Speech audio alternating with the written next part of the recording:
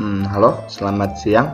Perkenalkan, nama saya Jerry Jonathan Andriana, NIM 19190001. Di sini saya akan menjelaskan tentang CEO Microsoft, yaitu Bill Gates. Ini adalah sesosok seorang Bill Gates, pendiri Microsoft. Siapa dia? Dia adalah Bill Gates, seorang Chief Executive Officer of Microsoft. Bernama lengkap William Henry Gates atau lebih dikenal dengan nama Bill Gates, dilahirkan pada tanggal 28 Oktober 1955 di Seattle, Washington. Ia adalah anak kedua dari 3 bersaudara. Ayahnya, William Henry Gates, adalah seorang pengacara perusahaan yang punya banyak relasi di kota. Sedangkan ibunya, Mary Maxwell, seorang pegawai First Insurance Bank Pacific Northwest Bell dan anggota tingkat nasional United Way. Ini adalah karir trip seorang Bill Gates. Bill Gates seorang anak yang cerdas, tetapi dia terlalu penuh semangat dan cenderung sering mengalami kesulitan di sekolah. Di Lakeside, itulah pada tahun 1968 Bill Gates untuk pertama kalinya diperkenalkan dengan dunia komputer.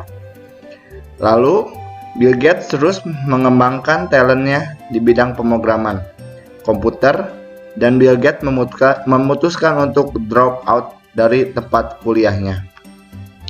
Bill Gates seorang anak yang cerdas, tetapi dia terlalu penuh semangat dan cenderung sering mengalami kesulitan di sekolah. Ketika ia berumur 11 tahun, orang tuanya memutuskan untuk membuat perubahan pada dirinya dan mengirimnya ke Lakeside School. Di Lakeside itulah pada tahun 1968 Bill Gates untuk pertama kalinya diperkenalkan dengan dunia komputer dalam bentuk mesin teletype yang dihubungkan dengan telepon ke sebuah komputer pembagian waktu. Dia adalah seorang eksentrik, sebagaimana salah seorang guru memberikannya julukan itu. Bill Gates menempuh kuliah di Harvard University di Cambridge pada tahun 1975. Di sana ia bertemu dengan Paul Allen sewaktu sekolah bersama-sama. Jadi Bill Gates itu waktu sekolahnya berteman atau bersahabatan dengan Paul Allen. Lalu bertemu kembali di tempat kuliah, yaitu di Harvard University. Bersama Paul Allen, Bill Gates terus mengembangkan talentnya di bidang pemrograman. Namun, Bill Gates memutuskan untuk keluar untuk menyumbangkan sepenuh waktunya ke Microsoft. Jadi Bill Gates itu memutuskan untuk keluar dari universitas yang kita ketahui Harvard itu salah satu universitas terbaik di dunia, dan Bill Gates telah memutuskan untuk keluar dari Harvard dan melanjutkan memfokuskan diri untuk mengembangkan Microsoft-nya. Lalu selanjutnya dia terus mempelajari bahasa pemrograman. Bahasa pemrograman yang dipelajari yaitu Mini Computer System, DEC, dan PDP. Menggunakan PDP-10 mengeksploitasi bug. Dia itu diperintahkan oleh CCC untuk mengatasi sebuah bug yang ada pada website CCC. Lalu karena ada suatu kesalahan, Bill Gates dilarang untuk mengakses sistem selama musim panas oleh CCC, dan setahu saya lisensi Bill Gates itu dicabut oleh CCC. Lalu ditawarkan CCC untuk menemukan bug pada perangkat lunak. Di sana ia mempelajari kode sumber berbagai program termasuk bahasa Fortran dan LSIP hingga tahun 1970. Windows. Nah, ini adalah perjalanan Windows dari tahun per tahun. Windows 1 sejak diluncurkan pada tahun 1985 sejak Bill Gates keluar telah bekerja pada CCC. Dia mempelajari semua ekosistem yang ada pada CCC. Pada tahun 1985 dia membuat Windows 1, dan selanjutnya dia terus mempelajari berbagai ekosistem sehingga keluar Windows 3.1 pada tahun 1992, Windows 95 pada 1995, dan selanjutnya hingga sekarang kita ketahui sudah mencapai Windows 10 dan bahkan akan mengeluarkan secara terus-menerus sehingga seiring perkembangannya zaman. Pada Agustus 20 November 1985, Microsoft meluncurkan versi retail pertama Microsoft Windows dan mendapat persetujuan dengan IBM. Mengembangkan sistem operasi terpisah bernama OS/2, Bill Gates memutuskan untuk berpisah. Bill Gates mengeluarkan memo internal pada tanggal 16 Mei 1991, yaitu sebelum Windows 3.1 diluncurkan. Untuk yang Bill Gates memutuskan berpisah itu mengundurkan diri atau keluar dari CCC, karena CCC itu sempat narik kembali si Bill Gates ke perusahaannya. Lalu kerjasama dengan CCC berakhir. Selanjutnya berdirilah Microsoft Corporation. Yang kita ketahui semua orang sekarang sudah tidak asing dengan perusahaan Microsoft, itu rajanya di bidang software. Di tahun 1990, Bill Gates sukses merilis sistem operasi yang sangat sukses di pasaran dunia. Namun, Bill Gates juga mendapat reputasi yang tidak baik dalam karirnya. Tidak hanya satu kali, bahkan ia melakukan beberapa kali kesalahan dalam bisnis perangkat lunaknya. Yang kita ketahui semua bisnis pun tidak akan berjalan lancar. Maksudnya nggak ada satu bisnis pun yang berjalan sesuai rencana, pasti ada aja halang dan rintangannya. Begitu juga dengan Bill Gates, sehingga akhirnya sampai saat ini dia sukses. Dan akhirnya berdirilah Microsoft Corporation yang kita ketahui. Ini adalah sosok Bill Gates waktu mengembangkan Microsoft pada tahun 1990 dan peluncuran Microsoft 3.1. Perusahaan yang ia dirikan bernama Microsoft Corporation menjadi sangat sukses, dan Bill Gates melambung menjadi seorang jutawan dan menduduki salah satu orang terkaya di dunia. Nah, ini sekarang Bill Gates karena mereka itu sudah menguasai seluruh ekosistem software dan paling lengkap. Jadi dia menjadi salah satu orang terkaya di dunia. Microsoft Corporation ini adalah berbagai ekosistem software yang dimiliki oleh Microsoft yang sangat dibutuhkan baik perusahaan mikro maupun makro. Ini sangat dibutuhkan. Yang salah satu sering kita gunakan adalah Microsoft Word, PowerPoint, dan Excel yang paling sering digunakan. Ini adalah quotes dari Microsoft. To win big, you sometimes have to take a big risk.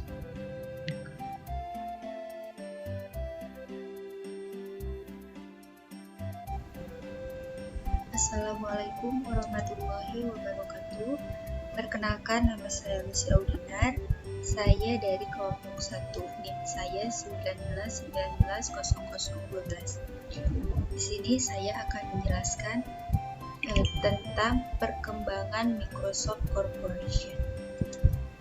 Pada tahun 1984 sampai 1994, Windows dan Office. Ketika mengembangkan OS baru bersama IBM pada tahun 1984, OS2 Microsoft merilis Microsoft Windows, ekstensi grafis untuk MS-DOS.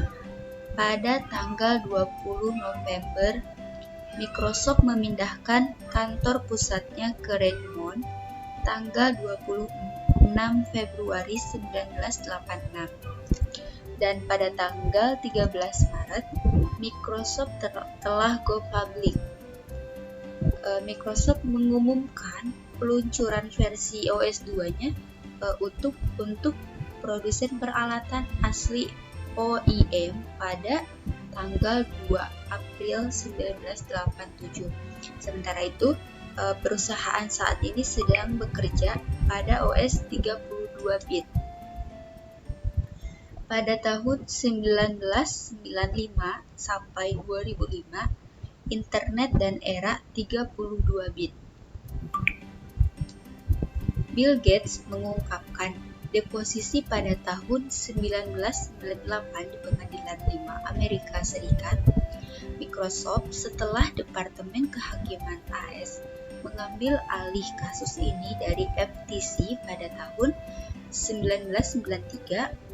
Pertempuran hukum antara Microsoft dan Departemen Hukum terjadi yang menimbulkan berbagai kompensasi dan memblokir merger.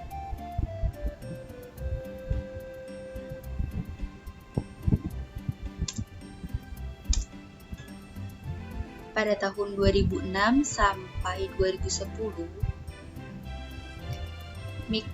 Windows Vista, Ponsel, SaaS, dan Yammer dirilis pada tahun 2007 bulan Januari. Versi berikutnya dari Windows Vista, berfokus pada fitur keamanan dan antarmuka pengguna baru yang dijuluki Aero. Microsoft Office 2007 yang dirilis pada saat yang sama menampilkan antarmuka pengguna ribbon yang menjadi perubahan terbesar dari versi sebelumnya. Azure Service Platform menandai masuknya Microsoft ke pasar komputasi awan untuk Windows yang diluncurkan pada tanggal 27 Oktober 2008. Nah, pada tanggal 12 Februari 2009, Microsoft mengumumkan niatnya untuk membuka jaringan Microsoft bermerek toko retail pada tanggal 22 Oktober 2009. Pertama, Microsoft Store dibuka di Scottsdale, Arizona, hari yang sama dengan peluncuran resmi Windows 7. 2011 sampai sekarang, Ponsel dan Metro. Setelah peluncuran Windows Phone 7, Microsoft perlahan-lahan kembali pencitraan seluruh jajaran produk antara tahun 2011 dan 2012. Logo, produk, jasa, dan situs web renovasi dengan karakter indah bahasa desain Metro. Windows dan Windows Live Division, Server dan Tools divisi layanan online. Server and Tools menghasilkan versi server Windows seperti Windows Server 2008 R2 serta satu set alat pengembangan yang disebut Microsoft Visual Studio, Microsoft Silverlight, kerangka aplikasi web, dan System Center Configuration Manager, kumpulan alat yang menyediakan kemampuan untuk mengendalikan dari jarak jauh. Manajemen batch, software persediaan. Lalu ada Microsoft Business Division. Produk perangkat lunak meliputi Word Processor atau Access, program database relasional, Excel, program spreadsheet mencakup, Outlook, perangkat lunak kolaboratif, sering digunakan dengan Exchange. Entertainment and Devices Division. Microsoft awalnya memasuki pasar ponsel melalui Windows CE untuk perangkat genggam, yang kemudian berkembang menjadi Windows Mobile OS dan sekarang Windows Phone. Nah, mungkin cukup sekian penjelasan dari perkembangan Microsoftnya.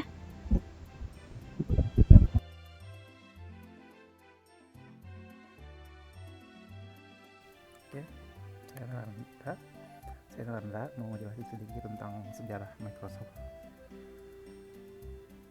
Microsoft itu didirikan pada tanggal 4 April 1975 oleh Bill Gates dan Paul Allen yang merupakan teman sejak kecil yang menggemari pemrograman komputer. Nah, Microsoft itu saat didirikan ya, Bill Gates pun langsung ditunjuk sebagai CEO-nya. Microsoft pun memasuki bisnis sistem operasi pada tahun 1980 dengan Unix versinya sendiri bernama Xenix.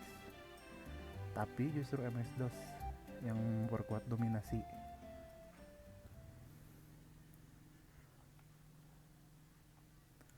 Setelah negosiasi dengan Digital Research itu gagal ya, IBM menyetujui kontrak dengan Microsoft pada bulan November 1980 untuk menyediakan versi OS-nya nanti yang akan dipakai oleh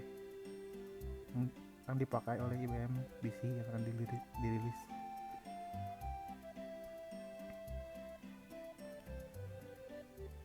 Nah, setelah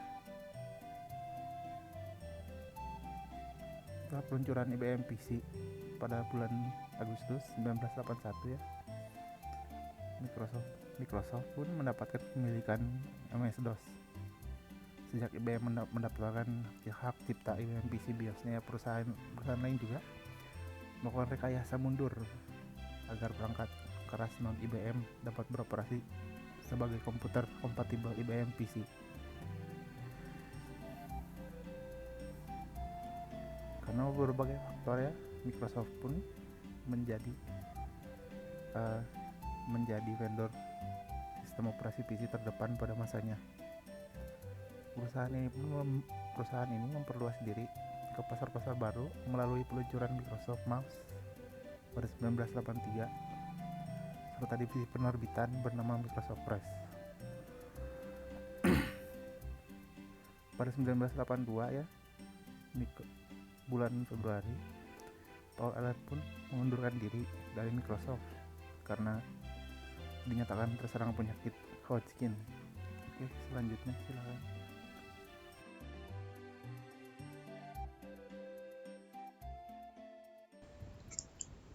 Assalamualaikum warahmatullahi wabarakatuh. Saya Saskia Febriani dengan NIM 190032. Di sini saya akan menjelaskan visi dan misi dari Microsoft. Visi dari Microsoft: 1. Menetapkan Microsoft sebagai pemimpin global, yang artinya secara keseluruhan atau secara umum, Microsoft sebagai pemimpin dalam kehidupan kerja dengan menjalankan kepemimpinan yang eksekutif, keterlibatan, akuntabilitas, dan dengan meningkatkan keragaman di tempat kerja. 2. Membangun kemampuan orang-orang dan organisasi, yang artinya membangun skill atau kemampuan karyawan di dalam perusahaan untuk menguasai Microsoft, baik itu Microsoft Word, Microsoft Excel, Microsoft PowerPoint, dan Microsoft lainnya. Adapun misi dari Microsoft, misinya adalah memahami nilai dan menggabungkan perbedaan setiap karyawan, yang artinya Microsoft berusaha untuk memahami nilai, kemampuan, dan perbedaan dari setiap karyawan yang dimiliki, sehingga dapat membangun tempat kerja multikultural terbesar di pasaran global yang mencerminkan keanekaragaman kita. Sekian penjelasan dari saya, mohon maaf bila ada kekurangan. Sekian, terima kasih. Wassalamualaikum warahmatullahi wabarakatuh.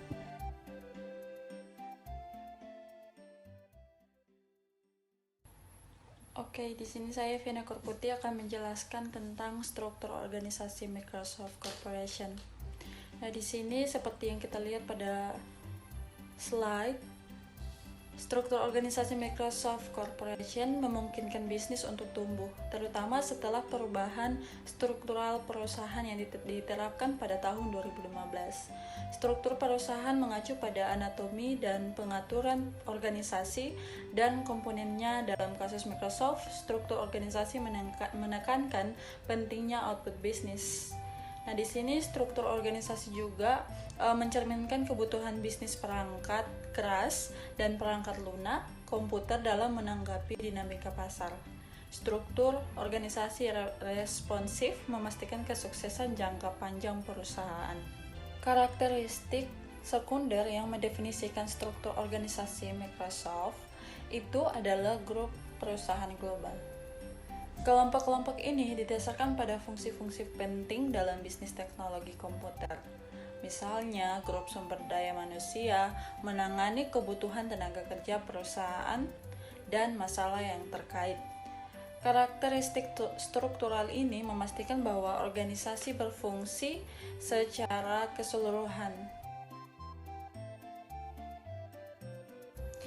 Pada slide berikutnya ada grup perusahaan global dalam struktur organisasi Microsoft.